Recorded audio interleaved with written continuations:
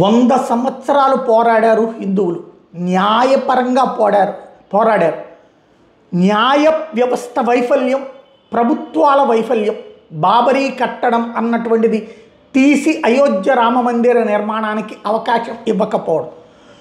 Supreme court ఇప్పుడిచ్చిన తీర్పేదో 100 ఏళ్ల క్రితమే ఇచ్చుంటే ఇష్యూనే ఉండేది కాదు. బాబర్ కట్టిన కట్టడం ఏదైతే హిందూ ఆలయాన్ని కూల్చి ఆ పైన మసీదు కట్టడం ఏదైతే ఉందో అది అక్కడ ఇంకా లోపల విగ్రహాలు ఉన్నాయనేది మసీదుకి పనికిరాదని ఆ పైన అక్కడ పూజలకు కూడా న్యాయస్థానం అనుమతించడంతో బ్రిటిష్ వాళ్ళ టైం నుంచి అర్చకులను నియమించి మరీ పూజలు చేస్తున్నటువంటి విషయాన్ని దాచేసి అది మసీదుగానే ఉందన్నటువంటి భ్రమల్ని దేశవ్యాప్తంగా అది ప్రపంచవ్యాప్తం ముస్లింలకు కల్పించారు. బాబర్ మసీదు కాదు, అది బాబర్ కట్టడం. ఎందుకంటే బాబర్ హయాంలోనే అక్కడ విగ్రహాలు అలాగే ఉంచడం వల్ల జరిగినటువంటి పరిణామం, అక్కడే పూజలు జరిగినటువంటిది వాస్తవం.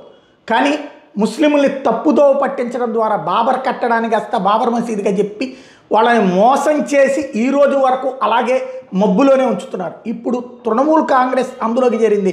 తృణమూల్ కాంగ్రెస్ ఎమ్మెల్యే హుమాయూన్ కబీర్ అట, వీడిప్పుడు అయోధ్యలో రామ మందిరం కూల్చి అక్కడ బాబర్ మసీదు కడతాడట. మళ్ళీ బాబర్ చచ్చినా మరి బాబర్ మసీదు ఎట్ట కడతాడో అర్థం కాలేదు.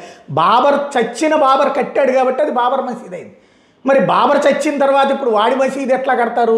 ఇప్పుడు కడితే హుమాయూన్ మసీదు అవుతుంది, లేకపోతే వీడి పేరుతో అవుతుంది కదా. ఆ మాత్రం కామన్ సెన్స్ కూడా లేదా?